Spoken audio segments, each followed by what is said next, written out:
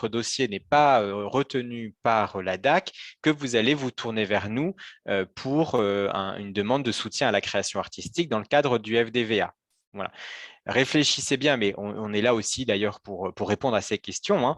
À la dimension de votre projet, vous avez souvent en priorité un service de l'État qui peut vous financer. Pour l'environnement, ce sera la DEAL. Pour tout ce qui est agriculture, forêt ou protection animale, c'est la DAF. Pour tout ce qui est culture et art et patrimoine, archéologie et architecture, c'est la DAC, la Direction des affaires culturelles. Pour que je n'en oublie pas, que j'oublie pas mes collègues, pour tout ce qui est cohésion sociale, handicap, pardon, c'est la DETS. Effectivement, c'était une mission anciennement qui était à la direction jeunesse, cohésion sociale, mais qui désormais est à la direction de l'emploi, du travail et de la cohésion sociale. Et pour les projets spécifiques santé, votre interlocuteur, c'est l'Agence régionale de la santé, l'ARS. Voilà. Donc, si vous avez des questions au préalable, n'hésitez pas effectivement à nous solliciter là-dessus. On pourra effectivement y répondre. Voilà, pour éviter d'avoir à vous faire déposer un dossier qui ne correspondra pas. Alors, je répondrai du coup juste après à la question de Madame Salvant, puisque c'est un sujet général sur le FDVA, et j'y répondrai juste après. L'objectif donc de ce FDVA fonctionnement et innovation, c'est donc de soutenir les projets qui contribuent au dynamisme de la vie associative locale, à sa consolidation, à son ancrage territorial et sa capacité à faire émerger de nouveaux projets innovants par les habitants, par les citoyennes et les citoyens, et à encourager l'engagement bénévole et à amener du coup un renouvellement aussi de la gouvernance associative pour que du coup les associations puissent pérenniser leurs actions. Plus particulièrement sur les FDVA2, fonctionnement. Donc, nous soutenons effectivement le fonctionnement des associations, donc sur des besoins en trésorerie, sur des fonctionnements quotidiens de l'association. Mais attention, tout ce qui est investissement ou acquisition de matériel n'est pas éligible au fonctionnement. Exemple, vous êtes dans un local associatif et vous avez donc besoin de refaire l'électricité, la mise aux normes, remplacer des portes, etc.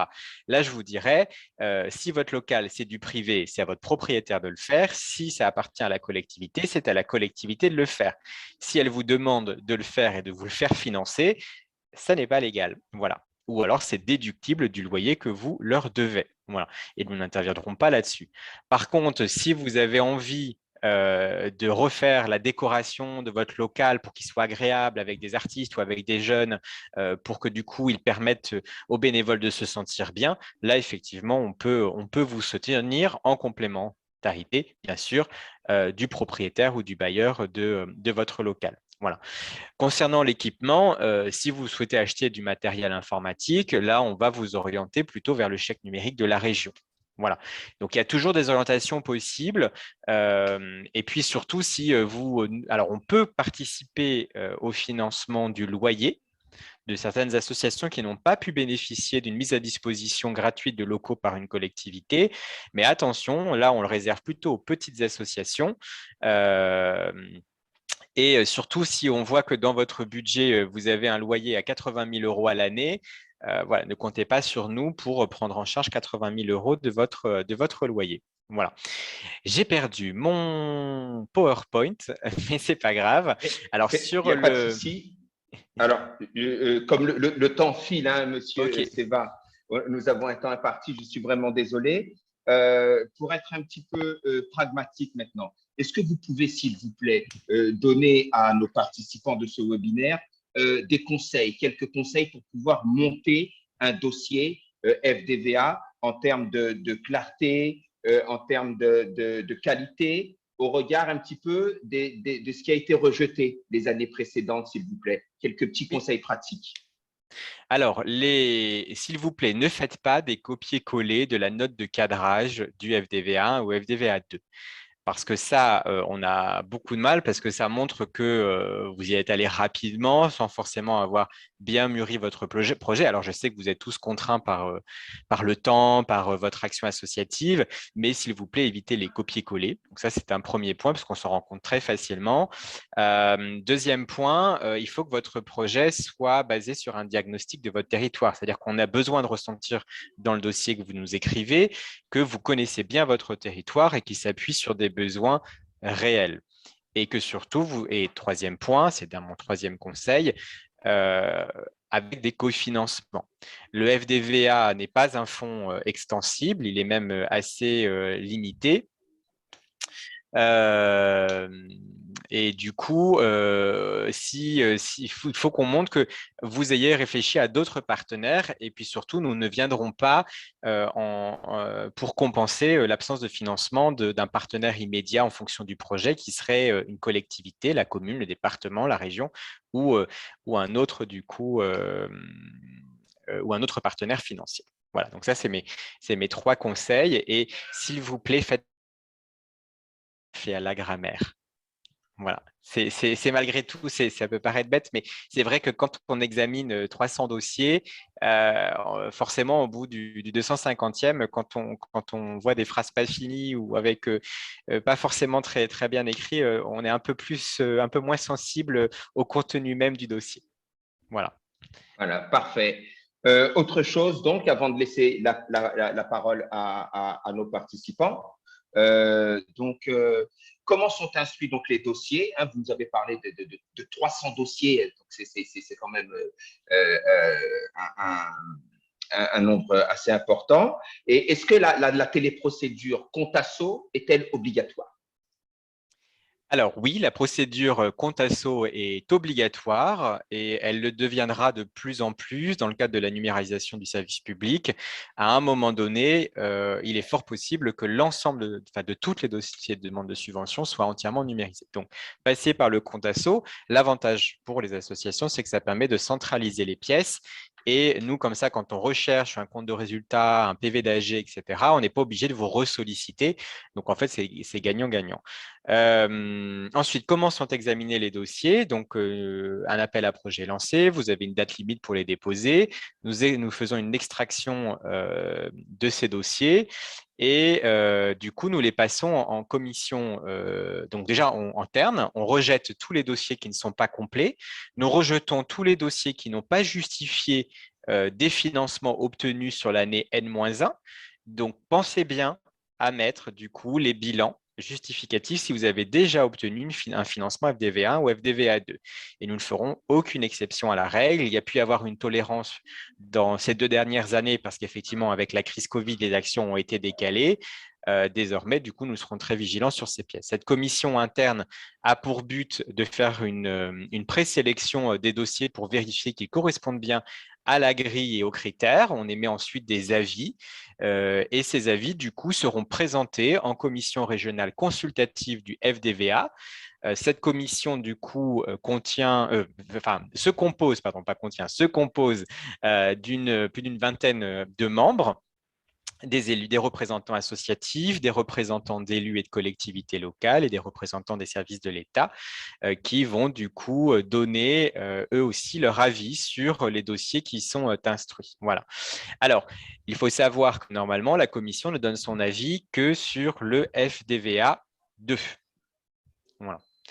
Néanmoins, sur le territoire, on a fait le choix d'associer aussi la commission sur le FDVA 1. Petite nouveauté cette année, c'est la participation de 4 parlementaires, donc 2 députés et 2 sénateurs, qui rentrent dans la commission régionale consultative du FDVA. Très bien. Donc, déjà, merci Aline d'avoir partagé dans le chat le diaporama de ce soir. Donc, vous pouvez, donc, chers participants, aller le télécharger. Il se trouve dans le chat.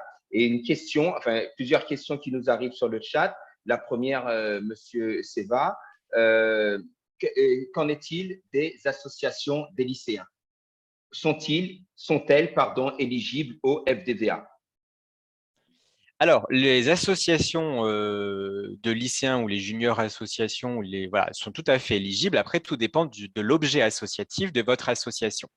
Si votre association, c'est pour faire grève et remonter les incidences dans le lycée, non. Si votre association est pour créer un projet commun réfléchi par les lycéens dans le cadre du lycée ou en extérieur du lycée, oui. Par contre, il faut que ça reste un projet d'intérêt général et pas un projet restreint aux lycéens. Exemple, si votre association s'est constituée pour un projet d'échange européen ou de découverte d'une culture d'un pays de l'océan Indien, non, parce que du coup, il est restreint à un cercle de lycéens de l'association. Voilà. Donc, tout dépend de l'objet de votre association et tout dépend du projet que vous souhaitez déposer. Mais une association de lycéens ou une junior association peut tout à fait déposer un dossier. Autre question aussi qui a l'air assez intéressante, c'est jusqu'à quel pourcentage du projet, alors comme ça bouge tout le temps dans le chat, ça saute, voilà, jusqu'à quel pourcentage du projet le financement peut être attribué et existe-t-il un plafond de financement? Oui. Alors, sur le financement, alors une règle a été édictée qui est de 80% pour le FDVA2. Hein. Attention, le FDVA1, c'est une prise en charge à 500 euros, c'est fixe. Si ça coûte plus cher, c'est à vous de trouver d'autres cofinancements. Voilà. Mais par contre, vous devrez justifier des 500 euros. Pour le FDVA2, on est effectivement sur un plafond à hauteur de 80%, à charge pour l'association de trouver 20% de cofinancement ou de fonds propres. Voilà. Après, ce n'est pas parce qu'on dit que c'est financé jusqu'à 80% que nous vous octroyons 80% de la demande que vous nous faites, enfin, 80% du budget que vous nous présentez. Voilà.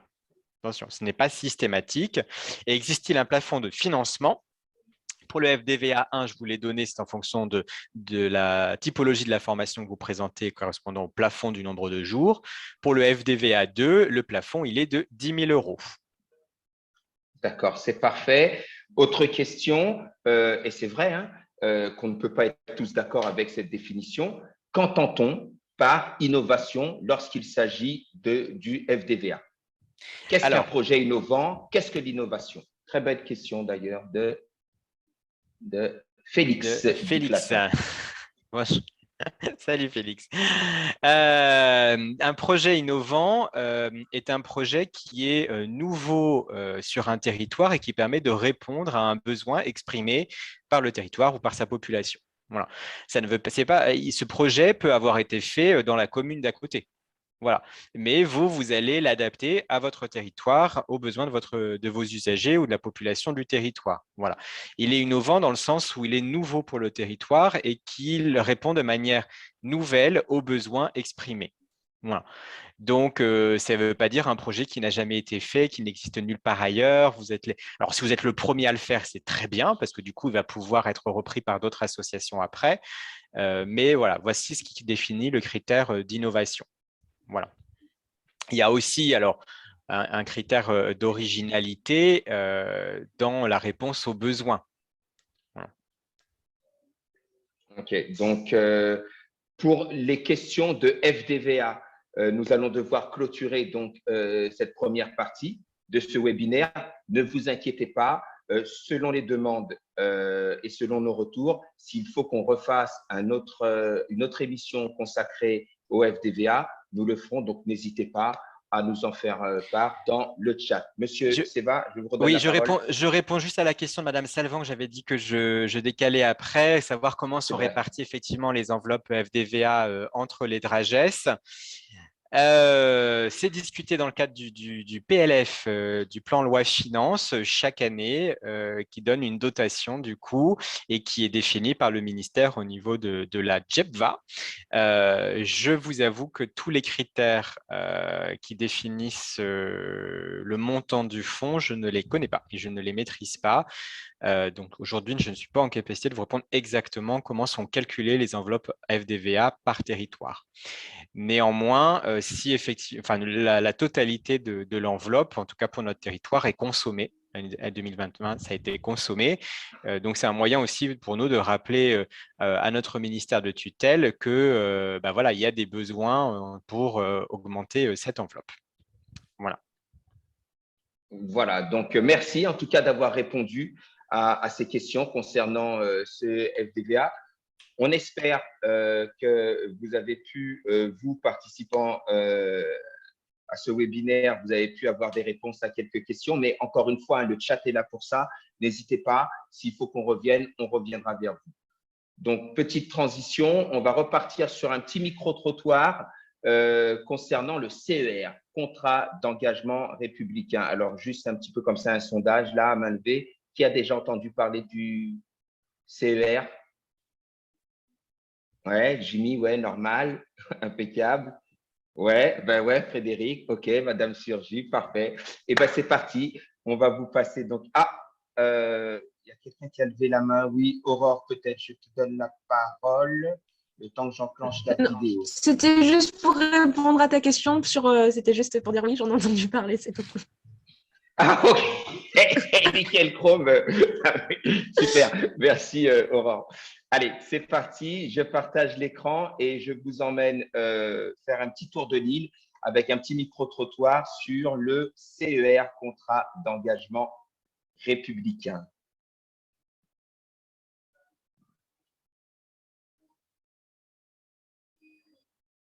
Bonjour, Philippe Brian de l'association Allongement. Aujourd'hui, nous allons voir qu'est-ce que c'est le CER. Venez avec moi.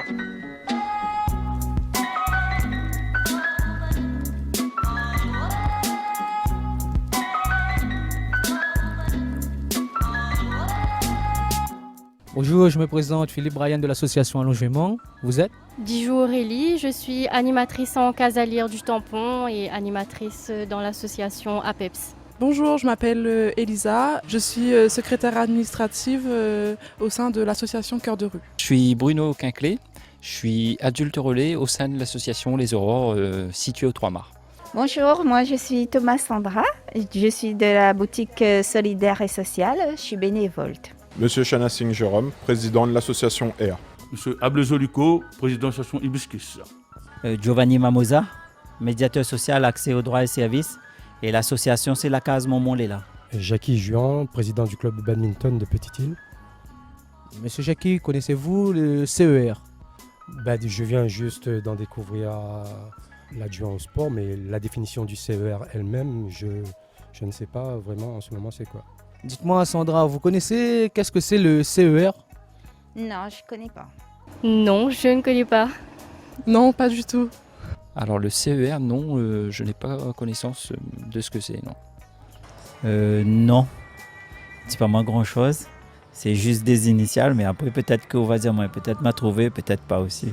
Le CER, pour l'instant, comme sigle, non. Hein. Je voudrais bien savoir, c'est quoi? Est-ce que c'est quelque chose qui peut aider pour pouvoir peut-être travailler ensemble? Voilà.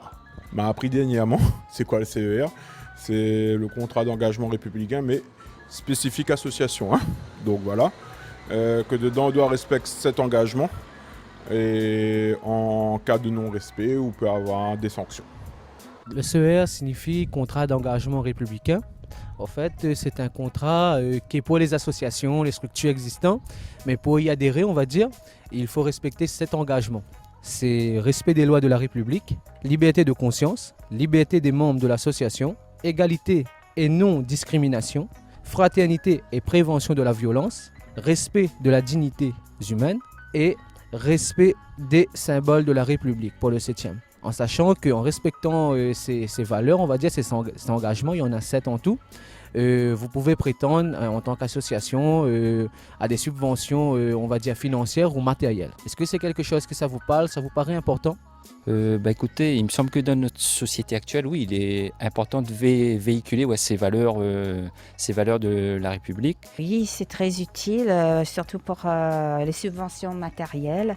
On en a besoin, énormément besoin. Et puis, c'est pas facile de retrouver des fonds pour acheter tous les matériels qu'il faut. Voilà. Effectivement, pour moi, il me paraît opportun pour une association de quartier de pouvoir véhiculer ces valeurs.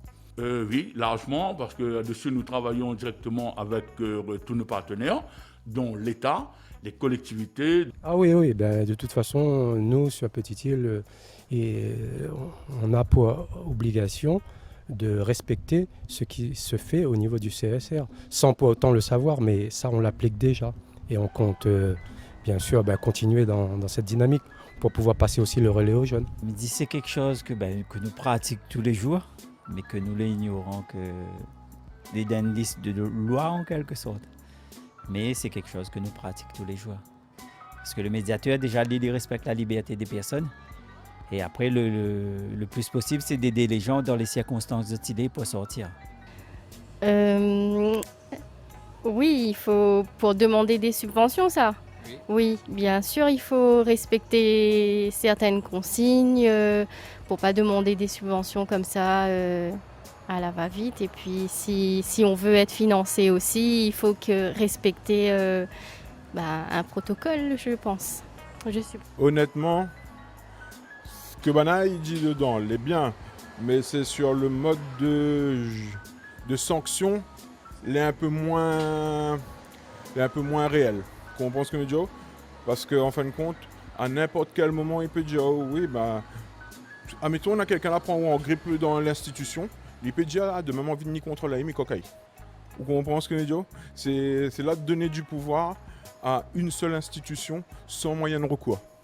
C'est des valeurs qui sont importantes à mettre en valeur. Ça crée aussi pour l'association une bonne réputation et montre que l'association est une association avec des principes et voilà. Dans tout ce que nous essayons de faire, de toute façon, nous n'avons aucune discrimination.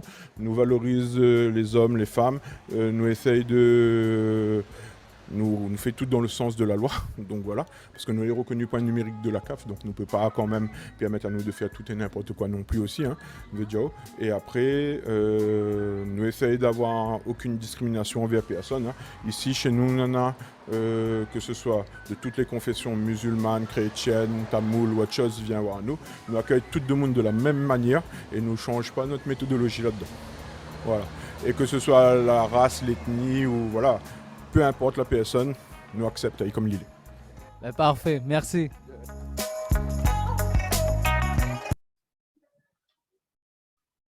Voilà pour ce micro-trottoir, donc pour aborder ce thème du CER. Donc nous avons Monsieur Jean-François Beaulieu, le président du MAR, qui fera son intervention, mais surtout Monsieur Tanguy Seva. Vous êtes aussi invité à intervenir sur ce sujet du CER. Jean-François, je te passe la parole. Oui, tout d'abord, beaucoup de choses ont été dites. En effet, ça nécessite un certain nombre de clarifications. Donc, les supports qui vous seront présentés seront mis à votre disposition. Et ce soir, vu le temps qui nous est imparti, on restera juste sur une présentation. On ne rentrera pas sur le volet juridique ou autre qui fera l'objet d'un prochain webinaire lorsqu'on aura suffisamment de retours d'expérience. Alors, qu'est-ce que le contrat d'engagement républicain? C'est tout simplement un document, vous pouvez le lire ici avec moi, sur lequel les associations s'engagent.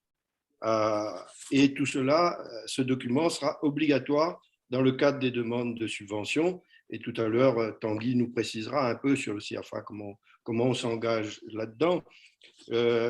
Alors, ce qu'avait dit un des interviewés, là, le contrat d'engagement républicain n'est pas signalamatique. C'est seule l'association qui s'engage moralement. C'est pas un engagement réciproque comme la charte. Voilà. Donc ça, c'est quoi le contrat d'engagement républicain? Bon, c'est pour accompagner et s'engager par rapport aux demandes de subvention. Ce n'est pas une subvention aussi. J'ai cru comprendre qu'à un moment donné, que ça pouvait être une subvention. Voilà. Alors, après, quels sont les engagements qui doivent respecter l'association? Alors là, il y a des engagements au terme de la loi elle-même, que vous voyez ici, c'est respecter les principes de liberté, d'égalité et de fraternité, c'est ne pas remettre en cause le caractère laïque de la République et s'abstenir de toute action portant atteinte à l'ordre public. Donc ça, c'est les engagements de la loi. Maintenant, on arrive à la déclinaison au terme du décret d'application. Et c'est là que on va avoir un certain nombre de précisions. Et comme on avait dit tout à l'heure, il y a 7 engagements dans le cadre du décret. Ces 7 engagements, elles vous sont déclinés ici sur le respect des lois de la République. Alors, ce qu'il faut bien tenir compte, c'est que dans ce premier engagement numéro 1, que l'association bénéficiaire s'engage à ne pas se prévaloir de convictions politiques, philosophiques ou religieuses pour s'affranchir des règles communes qui régissent les relations avec la collectivité publique. Voilà. Et après, on passe, il y a aussi des précisions sur l'engagement numéro 2, Aline, sur le numéro 2, et là, c'est sur liberté de conscience. Bon, liberté de conscience, tout le monde le sait, et là, quelle que soit notre croyance, quelle que soit l'organisation, on est dans le cadre de la laïcité. Donc, voilà les précisions qui vous sont données. Ensuite, on a l'engagement numéro 3, qui est la liberté des membres de l'association. Pareil, concernant, là, on s'engage à respecter les libertés de ses membres, de se retirer dans les conditions prévues à l'article 4 de la loi 1er juillet 1901 et leur droit de ne pas être arbitrairement exclus. Donc là, on revient sur les problèmes de démocratie, mais cet engagement numéro 3, on la retrouve parfaitement traduite dans la charte des engagements réciproques, notamment sur la partie des engagements des associations. Et on arrive à l'engagement numéro 4, égalité et non-discrimination. Bon, je ne vais pas vous lire tout ça. Je rappelle tout simplement que, ayant en tête la charte des engagements réciproques et tout ce qui touche les engagements de la vie associative sur les discriminations. On a l'engagement numéro 5, paternité et prévention de la violence. Là, pareil, on se doit de rejeter toute forme de racisme et d'antisémitisme de toutes parts. Je passe à l'engagement numéro 6, le respect. Et c'est le dernier interviewé là, qui nous parlait du respect. Il est bien entré dans la problématique et il disait bien comment son association fonctionnait. Respect de la dignité de la personne humaine, c'est extrêmement important. Donc, il faut veiller. Voilà. Donc, ça, c'était l'engagement numéro 6. Et l'engagement numéro 7, on est toujours dans le cadre du respect, mais cette fois de respect des symboles de la République. L'association s'engage à respecter, bien évidemment, le drapeau tricolore, l'hymne national et la devise de la République. C'est un respect et au niveau de notre citoyenneté. Donc voilà les quelques informations sur les engagements sur lesquels on se doit de respecter. Et après, dans quel cas le contrat d'engagement républicain est obligatoire? C'est dans tous les cas de demande de subvention. Donc, il pourra préciser tout à l'heure, et où il y a la partie subvention, et parfois vous avez aussi les demandes d'agrément. Mais dans notre cas, on est beaucoup plus sur la partie demande de subvention. Et quelles sont les modalités de mise en œuvre? Le contrat d'engagement républicain, il est entré en vigueur depuis le 2 janvier 2022. Bon. Ce décret pourrait être modifié par le gouvernement, par un nouveau décret en Conseil d'État, mais on ne sait pas. Avant-hier, j'écoutais un peu les différents intervenants concernant les candidats à la présidence de la République.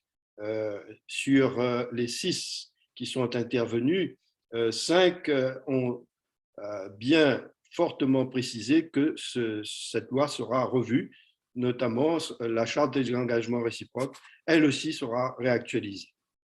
Donc on verra après, mais pour le moment, elle est applicable.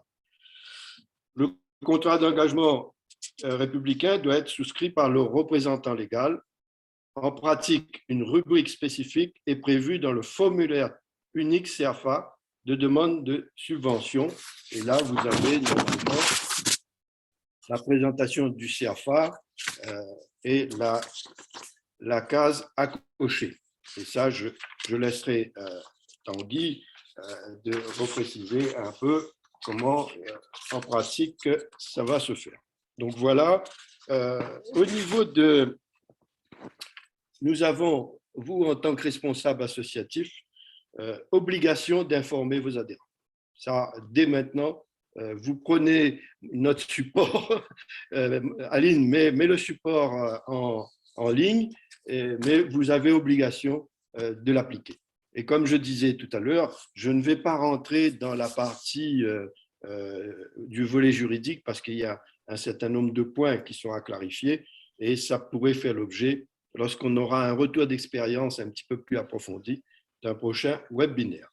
Voilà. Effectivement, donc merci Jean-François. Je vais donner la parole donc à M. Tanguy Seva, mais c'est vrai que c'est un sujet qui est quand même assez délicat et qui parfois amène la polémique. Est-ce que vous comprenez un petit peu, M. Seva, que ce sujet soit aussi sensible? D'ailleurs, M. Beck, Jimmy, a soulevé quelque chose d'intéressant dans le chat. J'espère qu'il aura le temps de le développer un petit peu après, mais voilà, comprenez-vous que ce sujet soit aussi délicat et sensible? Oui.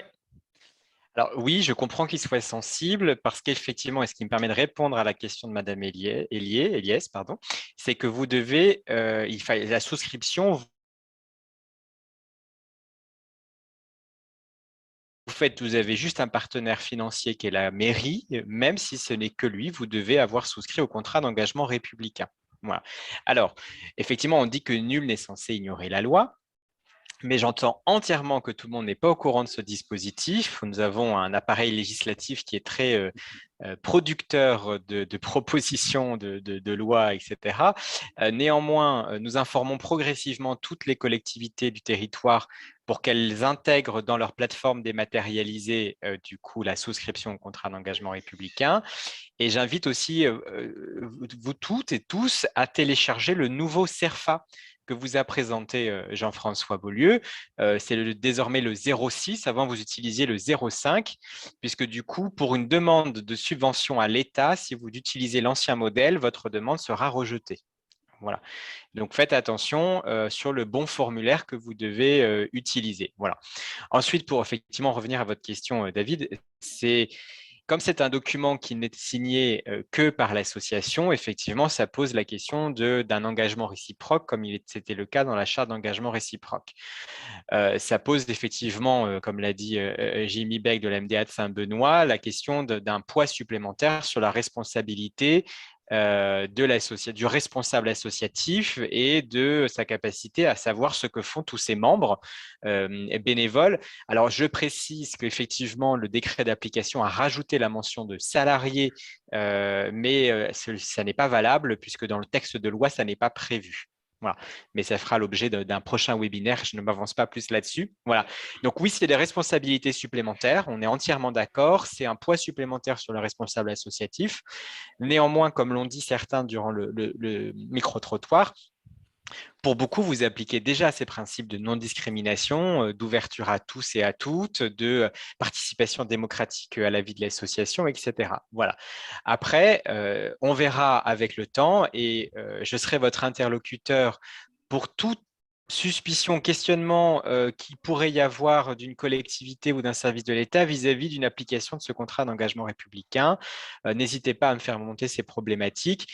Et puis, je devrais contrôler si vous avez bien souscrit dans chacun de vos locaux associatifs et affiché le contrat d'engagement républicain. Vous êtes 14 000 associations sur le territoire. Vous imaginez bien que je ne vais pas frapper tous les jours à la porte de quelqu'un en disant « Bonjour, est-ce que vous avez bien affiché le contrat d'engagement républicain ?» républicain. Voilà. Donc, je pense qu'il faut aussi, à toute chasse gardée, ne pas non plus en faire une montagne. Je ne serai pas là derrière à contrôler dans vos locaux si vous avez bien souscrit à ce contrat d'engagement républicain. Néanmoins, vous devez souscrire dans le cadre d'une demande de subvention et vous devez l'ajouter en pièce annexe quand vous faites une demande auprès d'une collectivité. Voilà.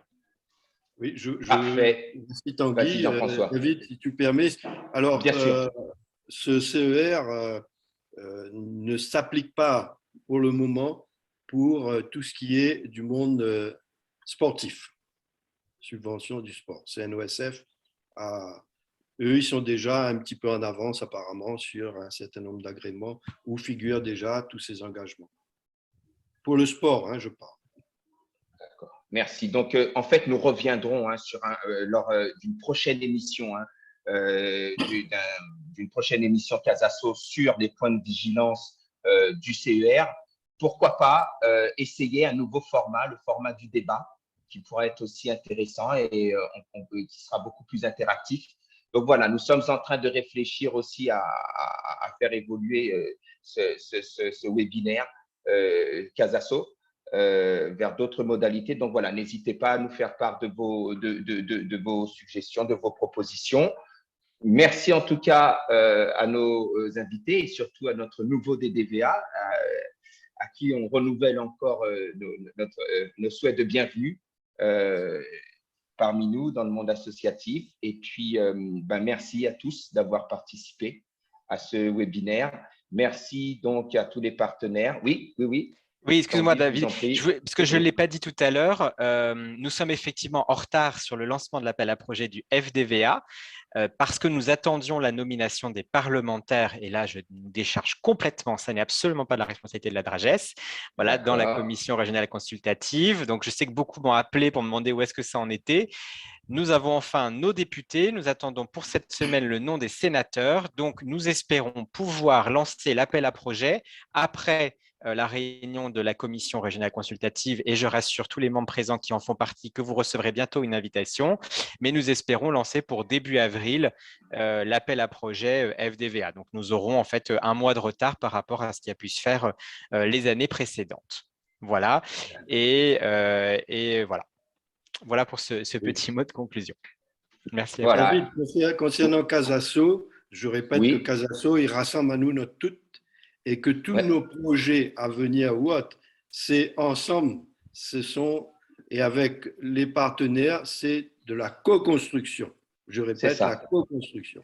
Merci. C'est ça. Donc, cette co-construction, on tiendra compte donc des avis des partenaires pour pouvoir faire évoluer peut-être ou pas le dispositif afin qu'il puisse bénéficier à plus de personnes. Merci. Voilà, merci infiniment. Merci. Au revoir. Merci d'avoir participé. Merci à vous tous et à bientôt. Merci. Et merci à vous, David. Ah, avec plaisir.